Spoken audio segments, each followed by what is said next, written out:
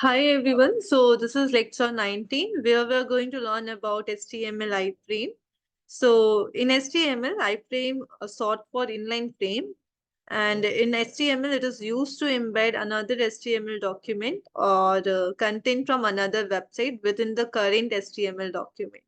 Like it allows you to include external content seamlessly within your web page. Let me show you with practical examples so that you can understand. Let me take iframe, and iframe have both opening as well as closing tag. Let me take this iframe tag. Okay, the spelling of iframe is wrong. Let me correct it. So here I'm going to take iframe, that is I and frame. This one is correct. And let me save this file, and how it's looking, let me show in my web page so that you can understand. So by definition, you can understand. Let me zoom it out so that you can see clearly. Here you can see some external document that you are seeing. So iframe mainly used for embed another HTML document or content from another website within the current HTML document. So in this way, you can add anything inside that. So here inside iframe, we are going to use SRC attribute, that is source attribute, and the source attribute specify the source URL of the external content you want to embed it inside it. For example, here I have opened this flower image website. So you can copy any image that you want to copy it. Let me copy this one. Click on copy image address and paste the same link inside SRC, and let's save this file.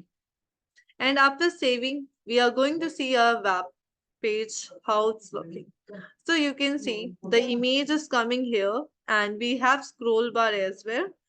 So we have two more attributes that we can use inside that, that is height and width. So here I'm going to set my width and height.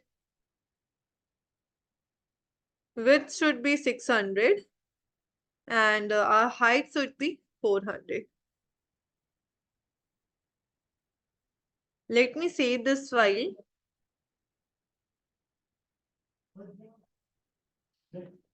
So in this way, you can set height and width as per your own choice. And you can, one more attribute you can use inside it, that is title. Let me add title as well. Like width and height attribute determine the width and height of the iframe in pixels.